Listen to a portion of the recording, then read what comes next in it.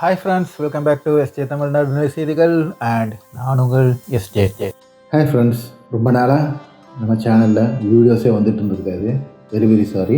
வேறு ஒன்றும் இல்லை, ஒரு நல்ல விஷயந்தான், இருந்தாலும் சின்ன சங்கடமான நல்ல விஷயம். 12 வருஷத்துக்கு பிறகு எங்களுக்கு ஒரு குழந்தை பாக்கியம் கிடச்சிருக்கு. பையன் பிறந்திருக்கான்.